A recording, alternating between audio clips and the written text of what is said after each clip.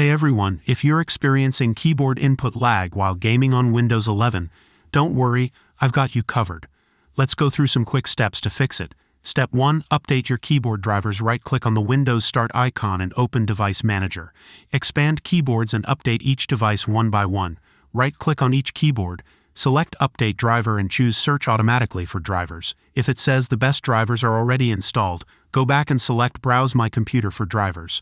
Select Pick from a list and install anything available. Step 2. Adjust keyboard settings. Open Control Panel by searching for it in the Start menu. Click on Keyboard and you'll see two sliders. Set Repeat Delay closer to short. Move Repeat Rate closer to fast.